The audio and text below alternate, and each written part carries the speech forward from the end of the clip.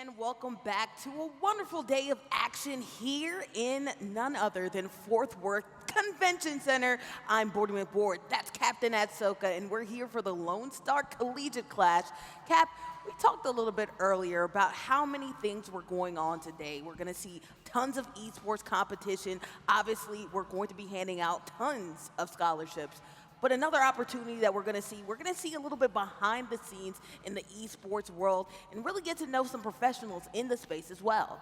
Oh, absolutely, and that's really one of the big aspects that are going on today is that we're going to have multiple panels throughout the day, again, with professionals and experts in the esports industry. So honestly, for anybody that's looking for a career in esports in general or wants to get this started maybe at their school, at their college, this is where you really want to pay attention and you want to take down some notes. And if you're taking down notes, you're listening hard, you're gonna find some valuable things upcoming in this next panel. This next upcoming panel is called Bridging Education, Gaming, and Esports. You're sure to hear plenty of things coming up in this panel very soon. Thank you, everyone. This panel, Bridging Education, Gaming, and Esports, and it's a really, really important panel, and I kind of think like the essence of why we are here. As esports is growing, there are a lot of opportunities in careers, and we're still defining them. And we've tried to bring together some of the industry leaders in education, brands, the private sector, to really, really kind of explain how we can take advantage of this and the opportunities there. So I would like to introduce, starting from the inn, Luke Maddox, SMU's Esports Club President, Terry Brown, Senior Marketing Advertiser and Sales Executive at Moroc, and Daniel Lieovich, COO and co-founder of Bragg House. If you guys can just, starting again, Luke, with you, just take a minute to kind of explain what you do at SMU. Yeah, thank you for having me. This is an awesome event. I'm currently enrolled, first and foremost, as a student at Southern Methodist, but I'm also the president of SMU Esports. So everything esports related at SMU kind of goes through me. I talk with administration, I talk with brand partners, and kind of help run the ship over at the school. Thank you. Terry? Thank you for having us. Terry Brown, VP Brand Management with Moroc. Moroc is a full-service advertising marketing agency, specialized in mainly multi-unit franchisee and bringing national brands local. Local is our superpower. So how do you localize the brand and interact with consumers? Daniel? Absolutely, Will. In terms of what I do specifically at Bragg House as the Chief Operating Officer, it's essentially, in a very simple way, taking the vision of our lovely and beautiful CEO and bringing it to life. Everything from the creation of events like this in person to online activations that we do with partnerships, as we've done with Moroc in the past, and really bringing to life the vision of Bragg House, which is the connection and tying in of college students and gaming and esports through that for the casual gamer, bringing it to life in the sense that you get the opportunity to develop and find career and opportunities of what you can do in gaming, esports, and related fields from the experiences you gain here, and to finish off, get the professional esports experience, but as a casual gamer. I agree with that completely. And Daniel's very humble. As a production crew knows, it's his company. I just follow Daniel's orders. So with that, let's start right in kind of, so hopefully you get to see the three kind of sectors that we tried to put together. And let's start kind of with you, Luke. In your opinion, how does SMU's Esports Club prepare students for diverse roles and opportunities in the industry? Yes, so I like the word you use. There's a lot of diverse roles within the esports industry. It's not just all the players and the coaches and the forward-facing roles that you see, but behind the scenes, there's accountants, there's marketing, there's all the business side of it. And I feel like SMU Esports does a really good job of preparing students for those roles. So what we do is we have our club and we run some events. We have our own Esports Iron Skillet, for example, where we put on our own little mini tournament with Texas Christian University in their our esports club, they come down and we run an all-day event. And what this allows club members to do is you can sign up for different roles. So if you want to become a caster or work on the marketing side, you can sign up and cast some esports matches. If you want to go into kind of the streaming, the more production side of it, you can sign up and help with the cameras and the working with the network and kind of getting our stream up and running. Or if you want to be boots on the ground marketing, kind of with interviews and like content throughout the day, we have positions open for that. And what we do is we train club members and other students how to kind of get that experience in a nice, isolated, controlled environment. And then another thing that comes to mind is our speaker panel. So much like this, we bring in industry leaders onto campus, which is a very easy way for not only club members, but just students to come in and learn about both the business side, talk to current and former players, and kind of get the rundown on what's happening in the esports industry. So it's a really nice stepping stone and kind of gateway to get things started if you are interested in entering the space. And then kind of beyond the club, we work with SMU's administration. The business school has an esports business class over the summer. We have a graduate game development club, which we work with, so we can test their games, and then they can learn kind of if they want to make a game trying to get into the esports industry, they can talk with us, and it's kind of like a partnership there. So there's definitely a lot of stuff that we can do to kind of bridge that gap, like you said, between education and esports. Well, thank you for sharing that. I just want to come point a couple of things. He mentioned like 5, 6, several different things, and just layman, when people think of esports, they're like, oh, competitive gaming, which is an amazing thing, and I applaud and I love watching competitive gaming. But he mentioned broadcast, he mentioned streaming, he mentioned, and all the terms he mentioned are, as everyone knows, just industry terms. Learning how to broadcast, learning how to stream, learning how to marketing. I mean, everyone knows it's a marketing 101 class, and I think that's the point of, kind of what we're trying to help people get out of the program today, is to see that, schools like SMU and other universities really do have core curriculums to really help students prepare. So it's pretty impressive. And then hearing all those things, and students that come out at SMU, and I know he has a rival game against you today, Terry, so don't be too mean, but how do brands look at that? How in generally can brands, seize on those opportunities for students and say, great, how could they connect to give these opportunities to students? Yeah. Unfortunately, I didn't look and check that I should have wore purple instead of SMU blue today. My daughter's going to be like, Dad. So go Frogs later today. Wore the wrong color. No, but brands, McDonald's as an example, how brands can get involved, going back to that, localization. An example is, with Bragg House, we had McDonald's team up with Bragg House to interact with colleges, right? And kind of bring casual gaming to college athletes, high school. So I think a big part of that is, again, just supporting the brands, or supporting the colleges. Terminology of a lot of brands, they just want to jump right in and harvest, but they need to kind of jump in and they need to plant the brand, right? Support the gamers, support casual gaming, what they're doing, support universities, cultivate that before they start actually asking them to harvest, to buy something. Mm-hmm. And I mean, for someone who's worked with, Terry and his organization, we thank him from that. And the brands are looking. They're looking for those opportunities, and they're looking to kind of figure out ways that, whether it's just support, whether it's, giving out scholarships, which, McDonald's has done, tons of times, or just giving them the kind of platform and ecosystem that they can do what they love. So there are opportunities there, and a lot of the brands are looking for it. So look for those opportunities for those brands. And Daniel, I mean, from the private side, as CEO of Bragg House, what has Bragg House done to really work with universities and develop pathways to creating opportunities? That's a loaded question, but we've done, there's so much that could be done more from what we've done to date, but one of the most fulfilling things that we've done in Bragg House to date, I have to say, is the brand ambassadorship, which we're referring to as the Collegiate League program, where we give students the opportunity to be part of Braghouse, really learn the skills from the ground up. Whether it's, as Luke mentioned, there are so many different components that students can be involved in and really sharpen their skills, whether it's from marketing, graphic designs, web design, pure outreach marketing, which is like more oriented towards quote unquote sales, or whether it's broadcasting, of course, casting.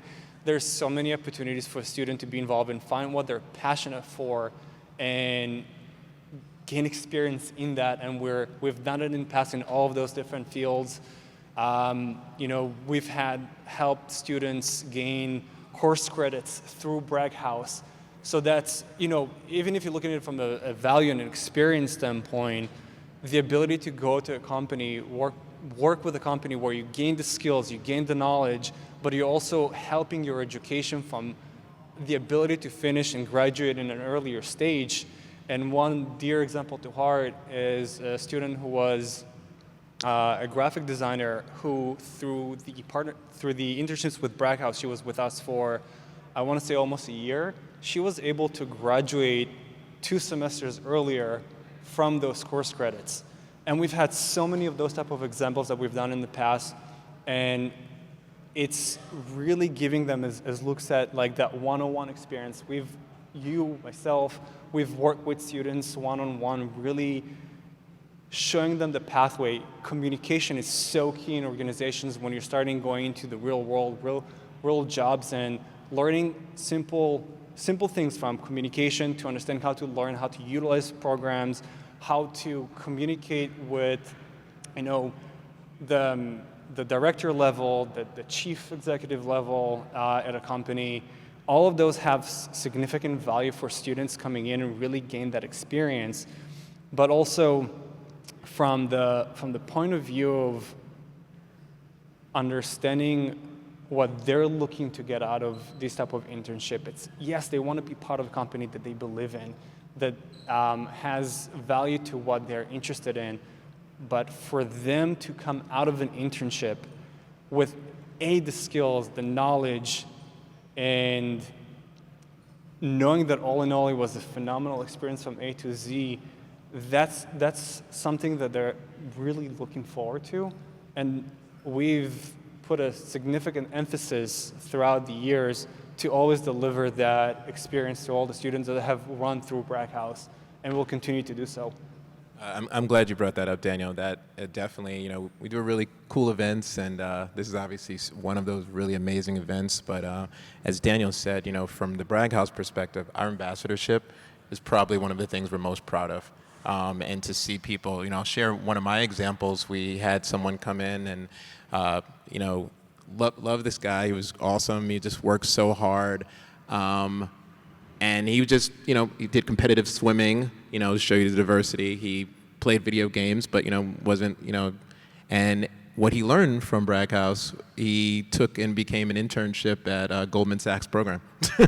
And he literally, the only thing he could put on his resume was what he learned in Braghouse through gaming and putting on competitions. He had no other skill set because he was like very early in his career, that in swimming. What is it within gaming that you're interested in? Is it game development? Once you have an idea of what is the direction that you're interested in, you can start narrowing down who you want to reach out to get a mentorship. And the method that I would recommend personally in terms of finding mentors starts with the basic part. If you don't ask, you don't know. Worst case, if you ask, you get a no. But if you don't ask, it's definitely a no. So you only have more to lose if you don't speak up, if you don't ask, which is something that we always told interns in our company as well. So that means that whether it's through LinkedIn or whether it's through your personal network, people that might know someone, unless you try, unless you attempt, unless you give it an attempt to contact that person, start a conversation with that person, you won't know if you'll get a yes. You'll definitely get a no if you won't try, but my best advice is go for it. don't hesitate. Go for it. Send the outreach. Check within your network. Ask around. Yeah, that's in short. Great advice. The only thing I'll add to that is what Daniel's actually helped me learn in the company is, which kind of goes along with this, is communication. Communication is so important, and just talking to people. You know, my career started in law. I'm a lawyer by trade, so I realized the only way you get on good cases, you got to go and ask and talk to people, and that works everywhere. So just as Daniel said, talk to them. We have like just a minute left, so I just want to know if anyone has any questions to ask any of these leaders over here with regard to education, with regard to private practice. You know, you have the experts here to do it. So thank you. This question is actually for Daniel. So I don't know if I'll just pass it right back to you. In terms of like the job market, everyone's always worried about getting a position. I know you have talked about so many different various things you can do in the esports industry. So you know, the tech, the lighting, etc. I would assume Luke maybe can touch on this too, like what the most common major is for esports. Let's say business. But for you in particular, what do you see? What role specifically do you think has the most demand right now for the esports industry in particular? It's a really good question. If you're asking specifically within the esports industry, I would say there's always going to be room for and demand for marketing roles and graphic design roles. And graphic design can, you know, be broken down to so many departments. So it depends on the amount of skills that you want to gain, and of course the more skills you gain, the more lucrative and more valuable you become as a potential employee. As an example, it can be as simple as creating overlays, right, and understanding how to like use tools and software that goes into like actual production, in-person, digital events, the ability to utilize and use tools such as whether it's Photoshop, Illustrator, but then more complex ones. Those always will have demand, even with the development of machine learning and how those become more assistive. We've had so many conversations when it comes to machine learning. The way we view it, at least from Brago's perspective, machine learning solutions are supposed to be enhancing the ability of what people can do. It's not supposed to replace them. So to stay ahead of the market, knowing how to also utilize tools that are becoming more based on machine learning algorithms, and understanding how, even if it's from the basic perspective, utilizing those will become so important to become valuable for companies in the coming, you know, I was going to say coming years, but it's as early as 2024 already. Like knowing how to utilize tools that are machine learning based are crucial for future career paths. I was telling to wrap up, but one thing I do want to say relate to Daniel, what he said. It's a more general comment. I think we're in a really good space with esports and gaming because it's more of shifting now, and everyone's looking for more diverse revenue models. I know that. I speak to bankers, industry leaders all the time, and that diverse revenue model comes from the design, comes from coding, comes from all those things that are very different, that are not just competitive gaming, which again is an amazing part of the industry as well, but having those other things I think is amazing. So I don't know if anyone wants something to add in the last question we had. Oh, I just want to make sure to add the AI, right? I mean, as an industry, AI is going to have an impact on esports, gaming, you know, colleges. So if you're not reading about that, watching podcasts, you know, you're going to fall behind because it's coming quick. So I'm glad you brought that up. Luke, do you want to add any last comments before we close out?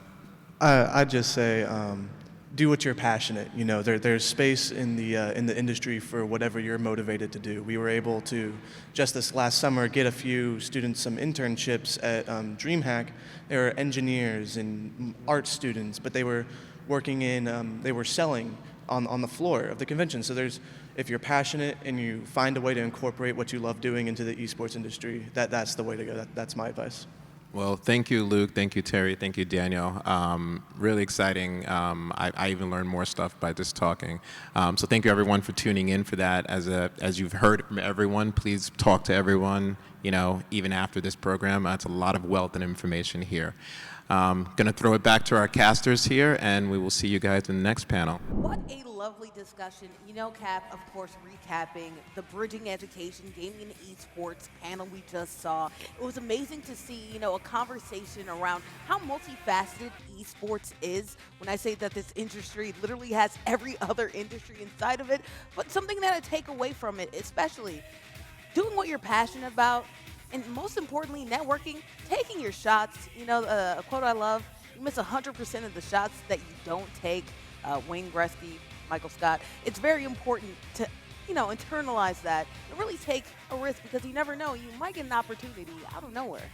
Absolutely, and that's, again, I wanted to harp back to what they were saying on the panel when it came to networking. Again, part of what we do, just being on the desk, being able to talk to the folks at home, being able to talk to everybody in attendance today, that in and of itself is networking. Yeah. And I'll be honest, it can be a little awkward sometimes talking to strangers, right? But like you had mentioned, you're not going to get the opportunity unless you make an attempt. So again, networking, it can be a little bit nerve-wracking, but at the same time, you never know what possibilities, you never know what opportunities are going to be at the end of that email, at the end of that message.